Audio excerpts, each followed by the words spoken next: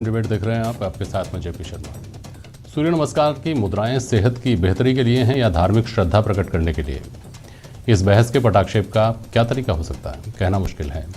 जब सारी दुनिया योग का लोहा मान चुकी है, योग को अपना चुकी है और योग को अपनी जीवन शैली का हिस्सा बना चुकी है, तब योग का जनक हिंदुस्तान इस बहस में उलझा है कि योग धर्म से जुड़ा है या सेहत से। सूर्य नमस्कार को लेकर पर्सनल लॉ बोर्ड की आपत्ति कि सूर्य नमस्कार धार्मिकता लिए हुए है, आगे बढ़कर यहाँ तक जाती है कि भाजपा सरकार मुसलमानों पर बहुसंख्यक मान्यता थोपने की कोशिश कर रही है।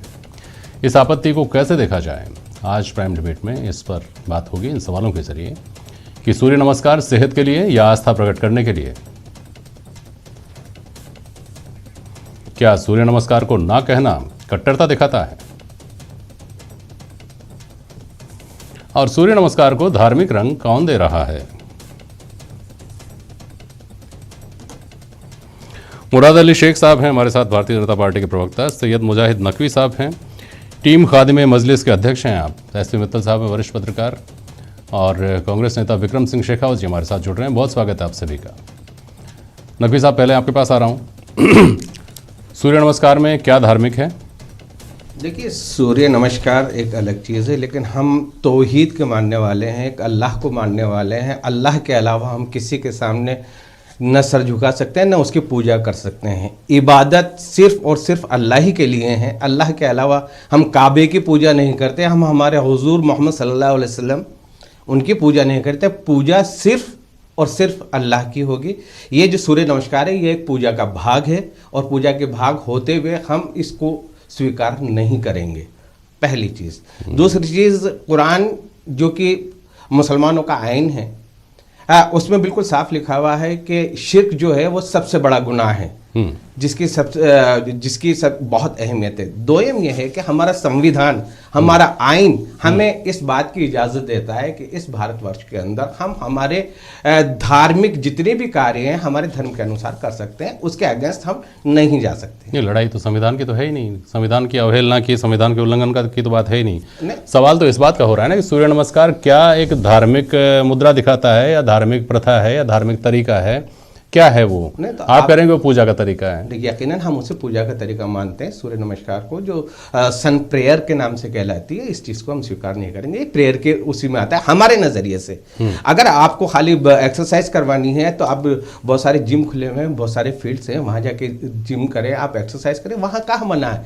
जहाँ तक स्वास्थ्य के लिए कोई लाभ की योजना हो तो उसका हम कहें वो नहीं करें, लेकिन सूर्य नमस्कार ही क्यों? जिम के अंदर जाएं, वहां पर आराम से अपने एक्सरसाइज करें, कबड्डी खेलें, फुटबॉल खेलें। These are the many kind of exercises. सही है। मुराद अली शेख साहब, आप जवाब दीजिए, फिर मैं सवाल करूँगा। जी, देखिए कि 2014 के बाद में विपक्ष बेरोजगार बैठा है और ईमानदारी की बात है कि इन्हें नुक्स निकालने के अलावा कोई चीज़ सकारात्मक नज़र नहीं आती। बात अगर इबादत की करते हैं तो हमने कब कहा कि आप इबादत मत कीजिए? इबादत की आप जो है संविधान भी इजाज़त देता है, दूसरे धर्म के सम्मान की भी इजाज़त देता है। आप उसको केवल और केवल इबादत के नज़रिए से क्यों ना देखते हैं? आप उसे सेहत के नज़रिए से क्यों नहीं देख सकते? प्रकृति के नज़रिए से क्यों नहीं देख सकते? और जिस इबादत की बात आप कर रहे हैं, माफ़ कीजिएगा, वो इबादत नीयत से होती है। इबादत के लिए नियत का होना जरूरी है, वजू का होना जरूरी है, जगह की पाकीज़गी का होना जरूरी है। ये मतलब नहीं है कि आप जो है सूर्य नमस्कार से आपकी इबादत का कोई कनेक्शन है। और जहाँ तक सर्कुलर की बात है, आज़ादी का जश्न पूरा हिंदुस्तान मना रहा है। 75वीं वर्षगांठ पे ये 1 जनवरी से 7 जनवरी का जो सर्कुलर केंद्र सरकार ने निकाला है, ये उस आज़ादी के जश्न में हिस्सा लेने का एक तरीका है। सूर्य नमस्कार जो है आपसे इस तरीके के लिए नहीं कह रहे, ये स्वैच्छिक भी है। आप इसे ये क्यों कह रहे हैं कि ये नहीं करना चाहिए और बचना चाहिए? मैं कहता हूं जिन्हें नहीं करना वो नहीं करेंगे। मैंने कहा इबादत का ताल्लुक नियत से है, ईमान से है।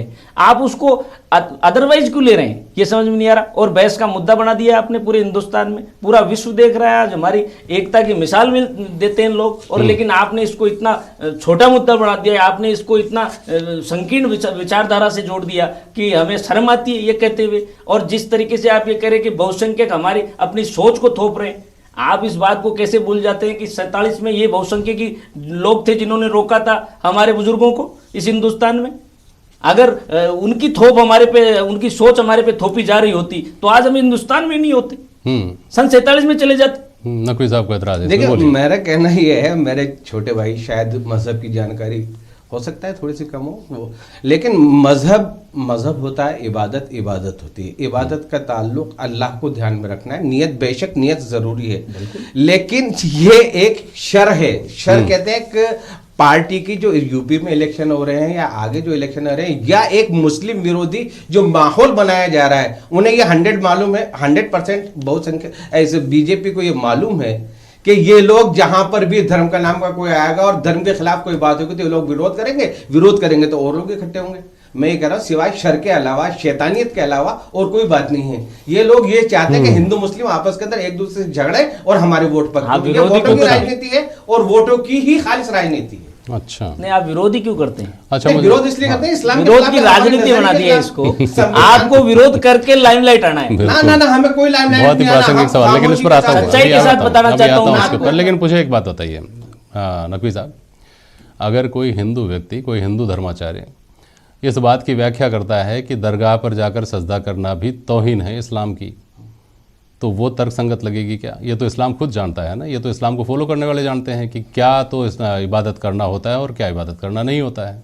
इसी तरह से आप इस बात की व्याख्या करेंगे क्या कि पूजा क्या है और क्या नहीं है? नमस्कार का मतलब तस्लीम आप जो करते हैं, आप अपने बुजुर्गों को भी करते हैं, आप बाकी लोगों को भी करते हैं, आप कहीं और अपने मुल्क को भी करते हैं। तो ऐसी स्थिति में नमस्कार का मतलब अपने हिसाब से पूजा तय कर लेना और पूजा तय करके फतवा जारी कर देना कि कोई मुस्लिम बच्चा सूर्य नमस्कार नहीं करे। कि अगर ये बात मान भी ली जाए कि ये अपनी सियासत के मंसूबों को पूरा करने के लिए इस तरह का फरमान जारी करते हैं, तो आप क्या करते हैं फिर उसका विरोध करके? नहीं, उसका विरोध इसलिए करते हैं, आप अपने हिसाब से व्याख्या करके लोगों को गुमराह नहीं कर रहे क्या? नहीं, कैसे नहीं कर रहे, समझाइए। देखिए, व्याख्या तो आज के 1400 साल पहले हमारे जब कुरान मजीद दुनिया के अंदर आई है, उतरी है, उसी के अंदर बिल्कुल साफ लिखा हुआ है। 1400 साल पहले कहाँ बीजेपी थी? 1400 साल पहले कहाँ सूर्य नमस्कार का झगड़ा था? ये तो आपने अपने हिसाब से व्याख्या करके अब पैदा किया ना। मैं व्याख्या नहीं कर रहा हूँ, व्याख्या ऑलरेडी कुरान शरीफ में इसकी हो चुकी है। कुरान शरीफ कहाँ उतरी? कुरान कहाँ उतरी थी? अजी कौन से मुल्क में उतरी थी?